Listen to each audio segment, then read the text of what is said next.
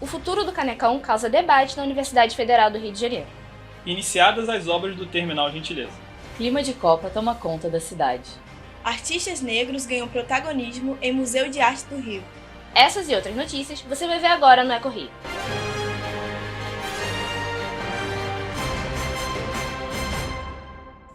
Boa tarde. O Eco Rio começa agora.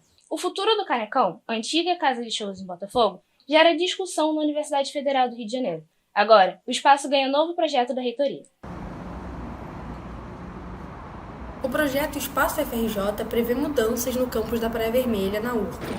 O objetivo da reitoria é inaugurar um novo espaço multicultural, que vai substituir o Canecão, fechado há 12 anos. A proposta é demolir a antiga estrutura e construir um espaço adaptável para óperas, teatros e shows. Ao todo, seriam 3 equipamentos culturais, uma nova casa de shows e 2 anexos. De acordo com os planos da reitoria, o novo centro de espetáculos deve ser construído aqui, onde hoje é o Campinho, o campo de futebol administrado pela Escola de Educação Física e Desportos da UFRJ. Ao todo, o projeto ocupa um terreno de 15 mil metros quadrados, que vai do antigo Canecão até o Hospital Deolindo Couto, e prevê uma arena com capacidade para pelo menos 3 mil pessoas. A construção e a gestão do novo espaço cultural são uma parceria com a iniciativa privada, em uma concessão de 30 anos. Não há nenhum tipo de privatização, o terreno continua sendo da UFRJ, todas as estruturas que lá estarão serão da UFRJ. A UFRJ tem direito a usar o equipamento cultural por 50 dias no ano. Quem adquirir o direito de gerir o espaço deve investir na construção de um novo restaurante universitário e de um prédio com até 80 salas de aula. O projeto enfrenta críticas nas plenárias de discussão com a comunidade acadêmica. Essas contrapartidas só vão chegar ao FRJ a partir do momento que eles conseguirem lucro. Então a gente não tem uma garantia de que sequer seria feito. A gente tem uma crítica de fundo. É a gente tentar resolver o problema do desfinanciamento da universidade entregando imóveis da UFRJ. O Canecão passou a funcionar como a casa de shows do empresário Mário Prioli em 1969. Foi fechado em 2010, quando a Justiça reintegrou a posse do terreno à universidade. A reitoria da UFRJ assume o compromisso de estudar os impactos ambientais e de vizinhança e agregar a comunidade. A gente, enfim, vai entregar à universidade um equipamento lindo à altura do nome e do prestígio que ela tem. O Canecão foi palco de grandes nomes da música brasileira, como Elis Regina, Tim Maia, Tom Jobim, Vinícius de Moraes e Cazuza. O novo projeto foi aprovado pela comunidade universitária no dia 17 de novembro. Tem que tentar embarcar um pouco na onda que aí está, porque senão esse impasse vai seguir por mais décadas e nós vamos ser cada vez mais acusados de ter tirado alguma coisa da cidade do Rio de Janeiro.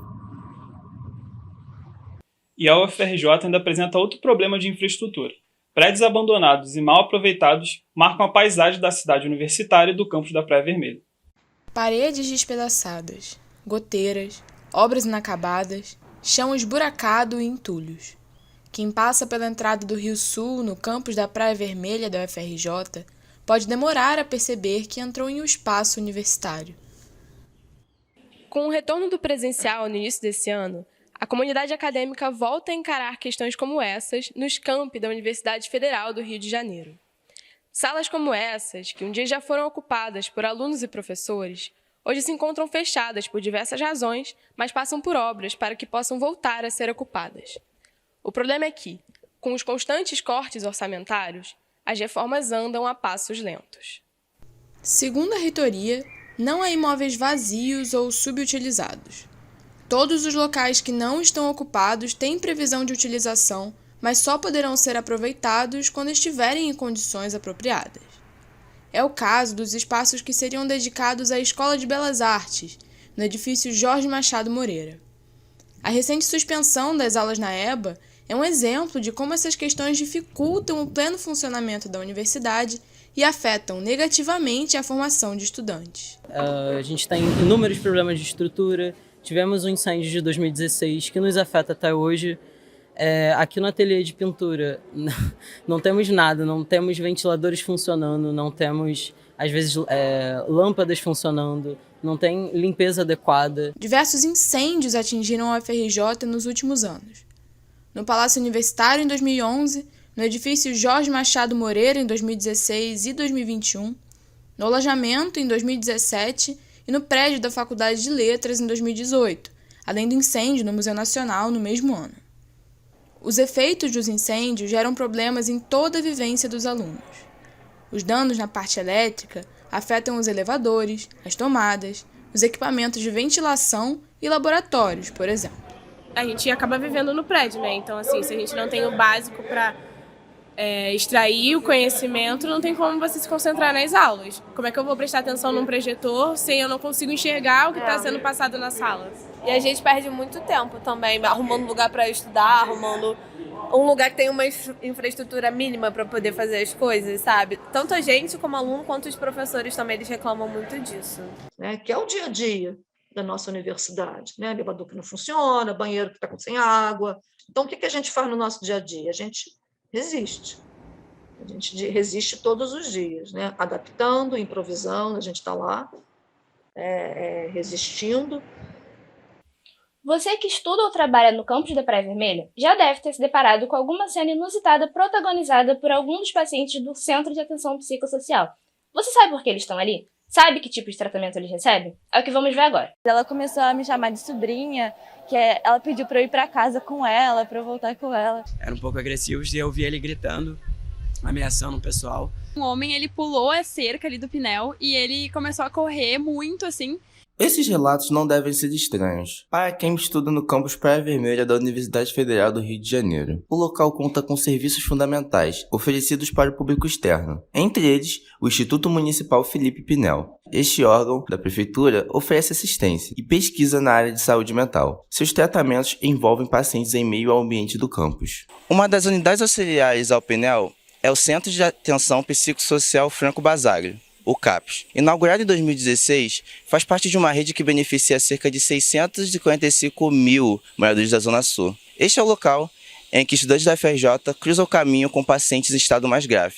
Aqui ocorrem tratamentos individuais e em grupo, oficinas terapêuticas e atendimento familiar. A UFRJ conta com cursos voltados para a saúde mental, o Instituto de Psicologia, o IP, e o Instituto de Psiquiatria, o IPUB. O CAPS funciona 24 horas e conta com estrutura completa para acolhimento de pacientes em crise. A gente tem profissionais da mais ampla gama, né? A gente tem psiquiatra, psicólogo, agente territorial, assistente social, e com isso a gente consegue reinserir esse paciente dentro da sociedade, né? Mesmo tendo crise, mesmo tendo essas situações, ele consegue, né, estabelecer o indivíduo. O SUS conta com 2.661 CAPs. Eles substituem os manicômios e hospícios, que foram fechados no Brasil. Desde abril de 2001, está em vigência a Lei Antimanicomial, que promoveu uma reforma psiquiátrica no país. Fazer com que essas pessoas se reintegrem na vida, então, tanto com a oportunidade de se inserir no mercado de trabalho, como nas suas famílias de volta, pessoas que tinham internações de 30 anos. Então, eu acho que é um esforço diário para a gente poder mantendo essa reforma e essa singularidade em que coloca o sujeito como o principal condutor do caso, né, e não os interesses da medicina, os interesses dos profissionais que estão no caso. Estudar na UFRJ é um sonho para muitos brasileiros, e até mesmo para os estrangeiros. Neste semestre, os intercambistas retornam à universidade após a pandemia. Já são 70 novos estudantes do exterior neste segundo semestre da Federal do Rio de Janeiro. Os alunos vêm de diversos cantos do mundo, como Argentina, Dinamarca, Peru, Reino Unido e Canadá. A única universidade onde eu podia estar era na UFRJ. Fiquei muito agradável com a escolha, porque aqui o professor conhece, você conhece seu nome. Na Alemanha, você só é um número. Ao chegarem no Rio, os intercambistas imaginam uma cidade com praia, carnaval e futebol, mas morar no Rio é também um desafio. O Rio está entre as cidades mais caras da América Latina para se morar. A Zona Sul, onde fica um dos campos da UFRJ, temos imóveis mais caros. Além da moradia, a falta de segurança preocupa quem chega na cidade, mas os roubos à rua caíram na região metropolitana da capital neste ano. A UFRJ é considerada a melhor federal do Brasil. A avaliação é do Ranking EduRank, de 2022. Para estudar aqui, o processo é diferente para os estrangeiros. abriu o edital, lá ou aqui. Você se candidata e aí o seu coordenador faz um plano de estudos e aí isso é enviado para a universidade lá fora e as lá de fora enviam para a gente. Os coordenadores dão o ok, a gente devolve com ok e vocês vão e vêm. Entre 2016 e 2019, a UFRJ recebeu 513 alunos de graduação. Antes da pandemia, a UFRJ recebia mais de 100 estudantes por ano, mas neste ano foram apenas 70. A expectativa para os próximos semestres é receber mais intercambistas na universidade. A gente tem cerca de 300 convênios ativos com universidades estrangeiras. Tem uma expectativa de ampliar muito o número de vagas. A gente tem investido muito na relação com a China, para ampliar, abrir o leque para o Oriente e também com universidades japonesas. A experiência que eu vou levar é que sei o que posso fazer num trabalho prático. E para continuar falando sobre educação, no próximo bloco a gente vai te contar sobre o início das matrículas nas escolas municipais. Além disso, vamos conferir como anda a construção do novo terminal intermodal Gentileza.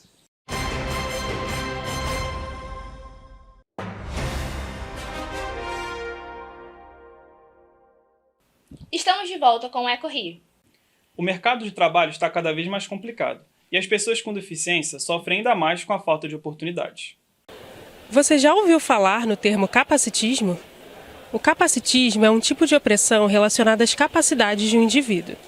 É uma forma de preconceito social que atinge pessoas consideradas fora dos padrões estabelecidos pela sociedade. Pessoas com deficiência são um dos principais alvos desta prática, que questiona suas capacidades e aptidões para realizar tarefas e alcançar a independência em virtude de sua deficiência. Jovens universitários PCDs que estão em busca das primeiras oportunidades de trabalho vivem expectativas a respeito do capacitismo dentro das empresas. Maria Elisa Vasconcelos tem baixa visão e faz parte desse grupo de jovens. A estudante de 29 anos que só foi diagnosticada na vida adulta conta um pouco sobre suas experiências. No meu caso, a questão do preconceito é ao menos ver eu desenvolver o meu trabalho, no lado de uma amiga minha que não tem um braço, para ver o rendimento dela, enfim. Em 2019, 2 empresas em parceria realizaram uma pesquisa com mais de 1.000 pessoas e constataram que menos de 10% dos PCDs ocupam cargos de liderança nas empresas. Maior quantitativo está nas posições de assistente, analista e técnico. Para criar uma rede de apoio e lutar contra o capacitismo dentro e fora do ambiente de trabalho, vários coletivos universitários têm surgido nos últimos anos. Criado em 2021, durante a pandemia de Covid-19, o coletivo autista da UFRJ tem se destacado neste papel. De informação, muitas pessoas acham que o autista é aquela pessoa ou um super gênio ou aquela pessoa que não tem capacidade de fazer nada e depende sempre dos outros para fazer qualquer coisa.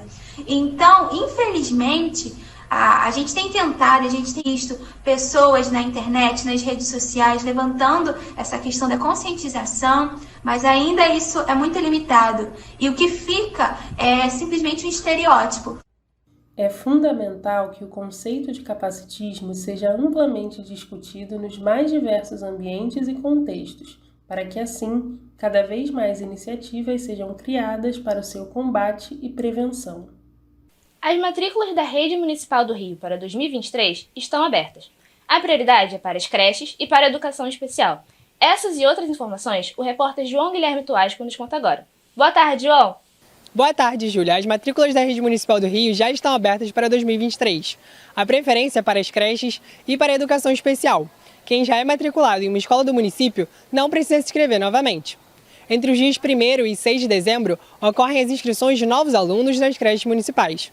As crianças precisam ter no mínimo 6 meses de idade até o dia 6 de fevereiro de 2023. Já os novos alunos de educação especial podem ser matriculados entre os dias 8 e 13 de dezembro. As mesmas datas valem para transferências de alunos entre creches e na educação especial. Do dia 4 ao dia 8 de janeiro ocorrem as transferências de alunos da pré-escola e do dia 12 ao dia 15 de janeiro ocorrem as transferências de alunos do Fundamental 1 e da educação de jovens e adultos.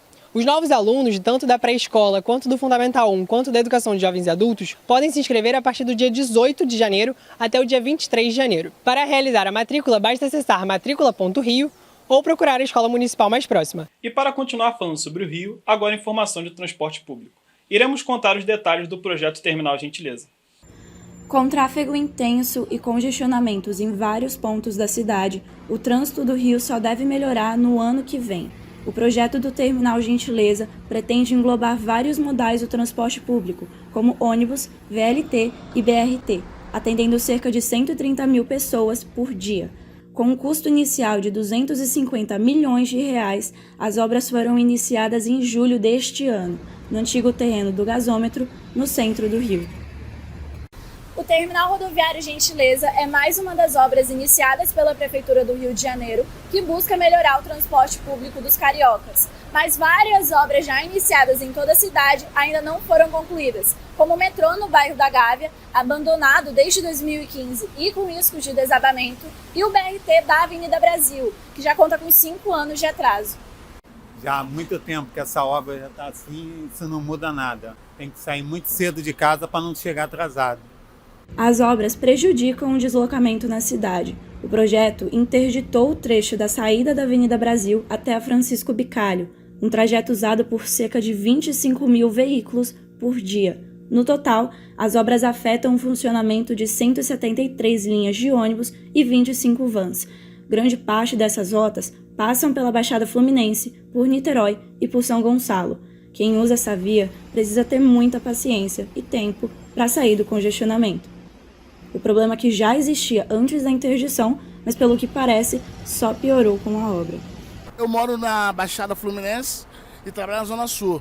E aqui eu preciso pegar o ônibus para a Baixada. E não tem ponto aqui. O ponto é lá do outro lado da rodoviária, a mais ou menos 500 metros acima.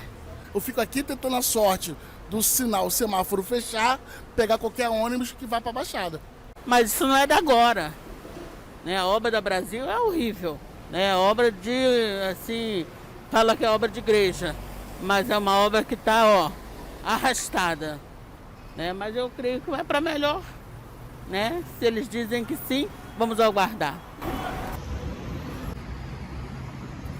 E o que esperar do tempo esse final de semana, hein? A Letícia Moser tem as informações. Boa tarde, Letícia. Boa tarde, Júlia. Boa tarde para você que acompanha o EcoRio. Nesta semana, temos a passagem de uma nova frente fria, a formação de uma zona de convergência vinda do Atlântico Sul, provocando muita chuva e instabilidade por toda a região sul e sudeste, afetando diretamente o Rio de Janeiro. Chuvas de moderada a forte e raios estão previstos para os próximos dias, e não se descarta o risco de deslizamentos e alagamentos. A temperatura até diminui um pouco, mas segue o calor. Para a região metropolitana, no final de semana, a máxima esperada é de 30 graus e a mínima de 22. Volto com vocês no estúdio. Nos próximos blocos você fica com a cobertura de meio ambiente, esportes e cultura. Giovana Gimenez e Isabela Rodrigues trazem outras informações sobre a cidade. O EcoRio volta já.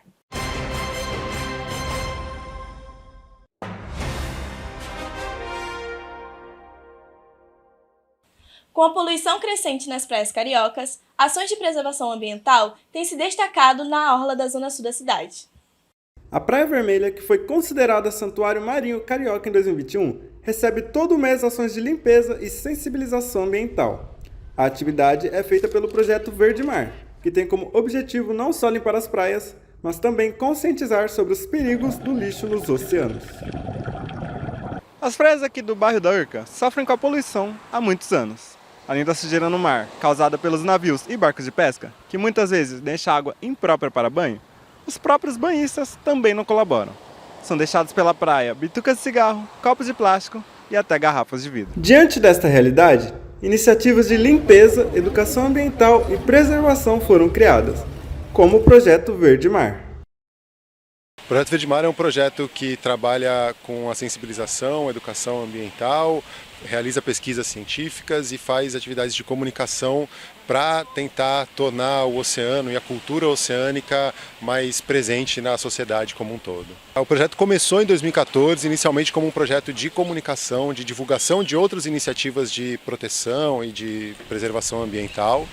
Com o tempo a gente começou a incorporar outros eixos de atuação, realizando atividades com mergulhadores coletando resíduo do fundo do mar, e aí ele hoje está estruturado em 5 eixos principais, né, que é o da sensibilização ambiental, a educação, a comunicação, as propostas de políticas públicas e a pesquisa científica.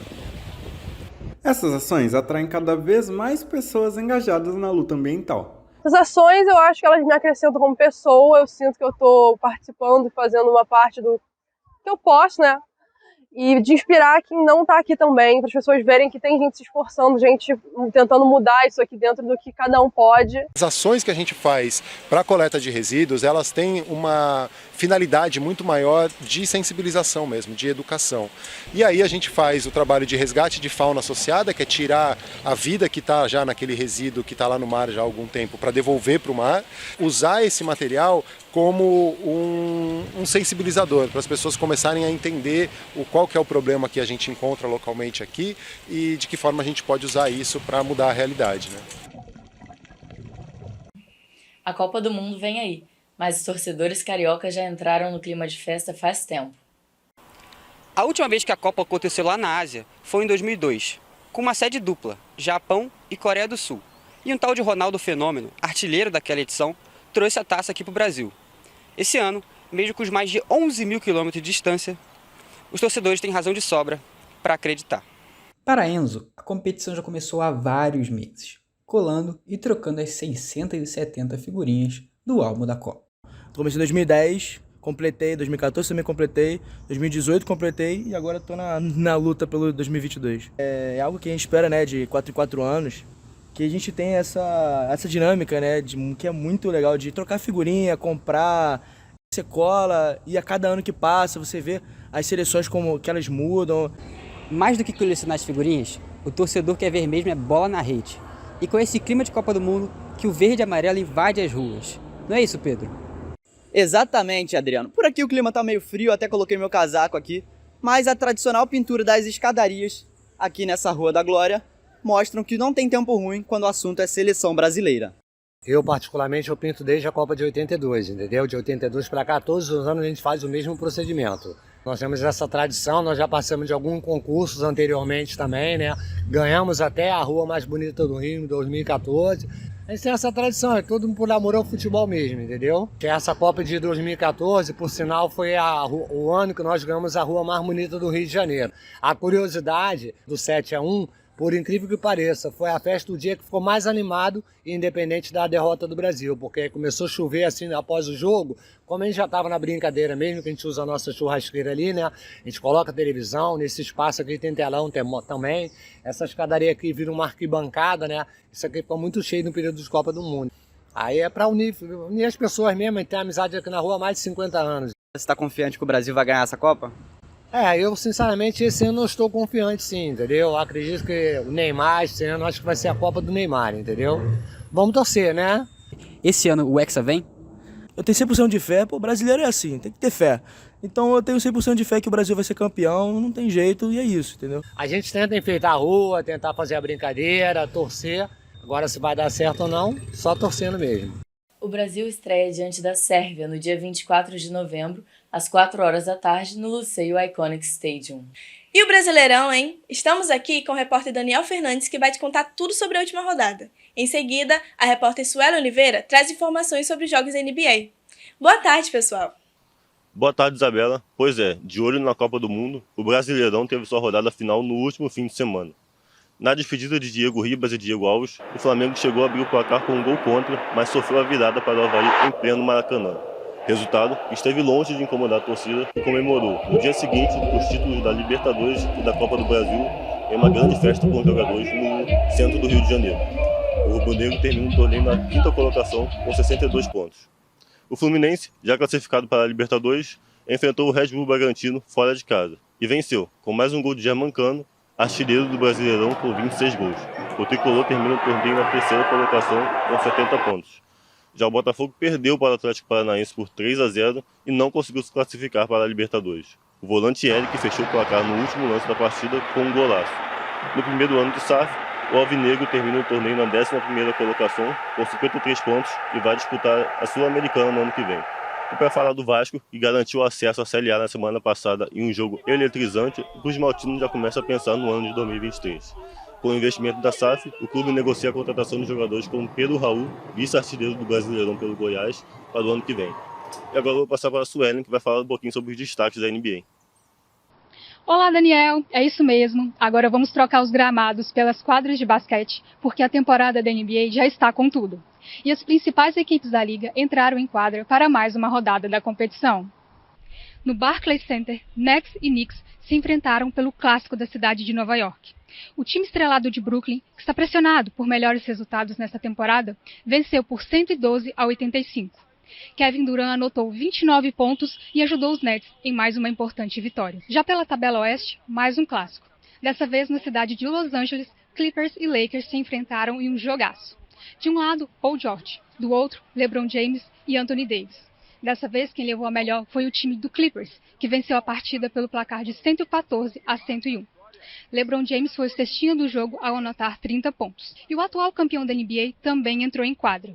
Jogando em São Francisco, o Golden State Warriors enfrentou seu antigo rival, o Cleveland Cavaliers, e ganhou a partida por 106-101. Stephen Curry teve mais uma atuação espetacular ao anotar 40 pontos e segue firme na disputa para ser eleito o melhor jogador da temporada. A temporada da NBA ainda está apenas no início, mas algumas equipes já começam a despontar na classificação. Na disputada tabela leste, o Milwaukee Bucks lidera, seguido de perto pelo Boston Celtics e Atlanta Hawks. Já na parte oeste, o surpreendente time do Utah Jazz ocupa a primeira colocação, logo à frente do Portland Trail Blazers e Memphis Grizzlies. Fiquem ligados aqui no Eco Rio para saberem todas as novidades da NBA. Voltamos com vocês no estúdio. Isabela, Giovana. Vamos conferir agora o que tem de bom para fazer no Rio neste final de semana, com a repórter Júlia Pacheco. Boa tarde, Júlia. Boa tarde, Giovana. O verão está chegando e com ele os turistas começam a tomar conta da cidade maravilhosa. Se você ainda não sabe o que fazer, aqui vão algumas dicas. O Circo Voador, uma das mais famosas casas de shows da cidade do Rio de Janeiro, que fica ali nos Arcos da Lapa, entre os meses de dezembro e janeiro, terá apresentações como Djonga, Monobloco, Samba Independente dos Bons Costumes, Blitz, Martinalha e Zélia Andanga com Paulinho Mosca. Para quem gosta de festival, nos finais de semana de janeiro teremos o Festival Universo Espanta, com Gilberto Gil, Ivete Sangalo, Emicida, Ney Matogrosso e muito mais. Para a galera do hip hop, no dia 3 de dezembro teremos o Carioca Festival, que terá atrações como Lennon, Felipe Ret e Pose do Rodo. Agora, se você procura algo para o público infantil, no dia 17 de dezembro, no Teatro Municipal, estará em cartaz a peça Maria Felipa para crianças, contando a história de uma heroína de guerra. Volto com vocês no estúdio. Ainda falando sobre cultura, o próximo bloco aborda o acesso à leitura na Baixada Fluminense. E vamos falar também sobre o protagonismo negro conquistado no Museu de Arte do Rio. O Eco Rio volta já.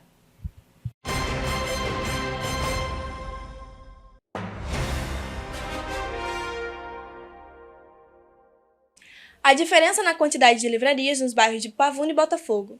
Uma situação que escancara a desigualdade no acesso à cultura no Rio.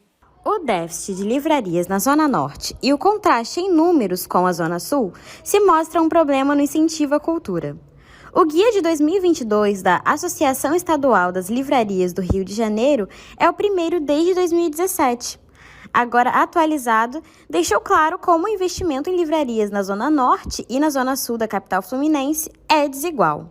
A Zona Norte apresenta apenas 19 livrarias que incluem conteúdo de ficção e não ficção literária. Com 87 bairros no geral, elas estão divididas apenas em 10, cobrindo 11,5% da região total. A Zona Sul, em comparação, possui 29 livrarias que incluem ficção e não ficção literária. Com um total de 18 bairros, a região possui ao menos uma livraria em 12 deles, o que representa uma cobertura de 66,7%. Apesar dos resultados positivos no consumo de obras literárias relatados pelo Sindicato Nacional dos Editores de Livros, os leitores de diferentes regiões consomem conforme o bolso permite. De ambos os lados, as realidades são completamente diferentes, mas os livreiros são aqueles que melhor observam isso no dia a dia. A gente costuma sempre ter lançamentos de livros aqui na loja. E a gente está até trabalhando agora futuramente a gente fazer um clube do livro aqui. Eu acho que o que mais motiva o cliente é mesmo ter uma livraria física. Infelizmente não tem nenhum investimento no incentivo à literatura. Você tem muito interesse em chegar nessa região, né? Fica mais difícil de você conseguir que um autor vá a essa região. Todo tipo de evento literário ele acontece na Zona Sul. E aí regiões como Zona Norte e Baixada Fluminense acabam ficando de fora, né? São regiões que não são vistas. Quem vive isso em sua rotina como aluna de literatura e futura professora é Ana Beatriz, moradora do bairro Pavuna. Quanto mais chances e mais acesso eu tenho ao visitar os lugares e ter contato com livrarias, eu consigo, me sentir mais à vontade e mergulhar mais no mundo literário. Mas essas oportunidades elas não acontecem de forma muito frequente. Uma ponte para que a pessoa consiga ter um fácil acesso a um local que tenha livros é algo crucial para você iniciar esse hábito de leitura.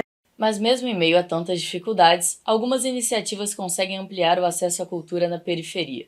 No centro de Queimados, município da Baixada Fluminense, uma geladeira chama a atenção de quem passa a caminho da estação de trem.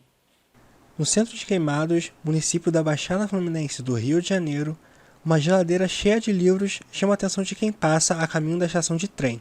A geladeira literária é uma raridade para os queimadenses, que não têm livrarias ou bibliotecas municipais à disposição. Esta ação faz parte de um projeto que começou em 2017 como pré-vestibular social e hoje busca democratizar o acesso à cultura com iniciativas populares. Ele surgiu na cabeça do Fábio, que era meu irmão, infelizmente faleceu há alguns anos. E ele sempre teve um sonho de criar um pré-vestibular. E 4 anos depois do seu falecimento, 3 para 4 anos, eu coloco em prática junto a uns amigos. E a partir dali a gente começou a ver, e é muito louco, porque a ideia era o pré-vestibular social. A gente só ia fazer o pré-vestibular e aí depois a gente começou a entender que, na real, aquilo era um projeto maior. De acordo com o Sistema Nacional de Bibliotecas Públicas, o Brasil possui apenas uma biblioteca a cada 34 mil habitantes. Outro dado que ilustra a dificuldade de acesso à cultura para quem mora longe dos centros é o contato com o cinema. Segundo o IBGE, 40% da população precisa viajar até outra cidade para assistir um filme. Para os moradores de Queimados, as salas mais próximas ficam a 15 quilômetros, em shoppings de Nova Iguaçu. O projeto também tem se dedicado a mudar essa realidade com o cinema popular Roberto Ferreira Lopes. A primeira exibição aconteceu em junho deste ano e reuniu uma garotada na quadra poliesportiva do Cantão. O seu Roberto, ele cuidava do teatro municipal, era um grande camarada, então a gente decidiu fazer esse cinema popular Roberto Ferreira Lopes e as comunidades, ir com cinema, com pipoca, com refrigerante. Além do cinema e da geladeira literária, o projeto promove um sarau solidário com apresentações musicais, exibições de documentários e divulgação de empreendimentos locais. Acho que cultura e educação caminham muito juntos, né? Então é muito bacana ele ter essa iniciativa do pré-vestibular, mas também ter essa iniciativa do sarau que além de promover, né, esse contato com a cultura, também tem esse incentivo à leitura, com a geladeira. A cultura foi o que me salvou. A cultura e a educação foi o que me tirou de um caminho que não era o caminho mais adequado. E a violência no Rio de Janeiro chega até os locais sagrados. A intolerância religiosa tem aumentado nos últimos anos e preocupa a comunidade. Em 2021, foram registrados mais de 1.500 casos de intolerância religiosa no estado do Rio de Janeiro. Isso representa um crescimento de 11,7% em comparação ao ano anterior. Devotos da Umbanda e do Candomblé são alguns dos que mais sofrem ataques por suas práticas religiosas e culturais. Este é o caso de Maria Eduarda, que faz parte da comunidade candomblecista no Rio de Janeiro. A estudante relata que já foi vítima de discriminação por sua crença. Sofri ataques velados, no sentido de comentários pejorativos, por falta de conhecimento mesmo sobre a religião, mas nunca um ataque físico ou diretamente feito à minha pessoa. Maria ainda cita o motivo pelo qual acredita nunca ter sido fisicamente atacada. Por exemplo, não ando de branco, esse tipo de coisa que atrai mais olhares. Tem certas pessoas que nem sabem que eu faço parte da religião. As religiões de matriz africana são os principais alvos dos crimes contra a fé. Em 2021, a Comissão de Combate à Intolerância Religiosa recebeu 47 denúncias. 43 delas foram contra religiões de matriz africana, o que representa 91% dos casos. Segundo o documento publicado pela organização, em mais da metade dos casos de intolerância, o agressor está ligado à religião evangélica. Bom, a gente fala racismo religioso porque falar sobre a violência que as religiões de matriz africana sofrem no Brasil implica falar do nosso corpo, da nossa existência, da nossa tradição, ou seja, implica falar do povo preto no Brasil. O que será que as pessoas pensam sobre as religiões de matriz africana? Eu acredito que todas as religiões devem ser respeitadas, principalmente as de matriz africana, fazem parte da nossa história, da nossa cultura.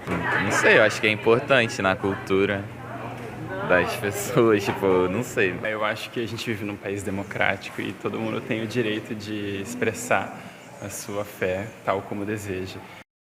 Na presença da câmera e do microfone, as respostas se repetem, em tom de respeito à diversidade. Já nas redes sociais, os comentários amparados pelo anonimato dos perfis se mostram preocupantes.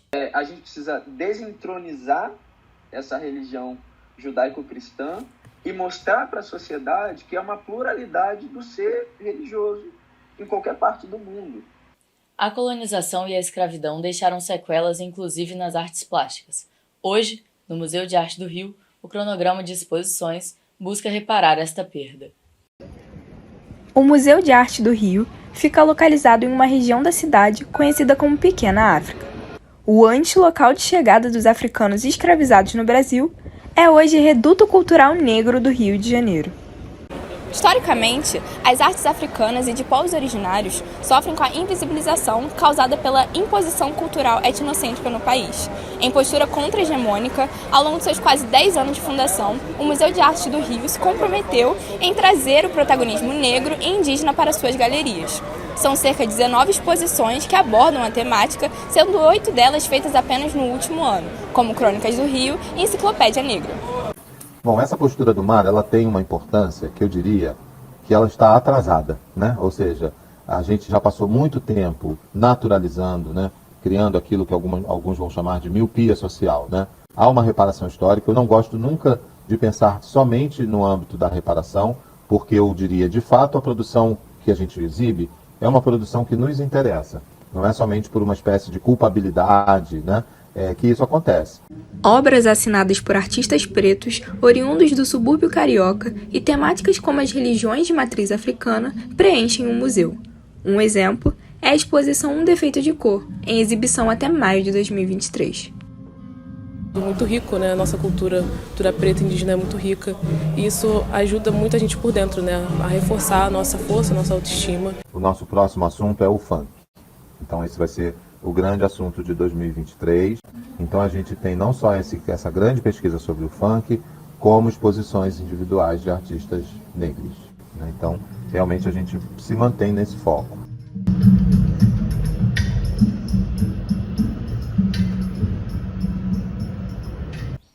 Está chegando ao fim a segunda edição do Eco Rio. Esse telejornal é uma produção dos estudantes de jornalismo da Escola de Comunicação da Universidade Federal do Rio de Janeiro.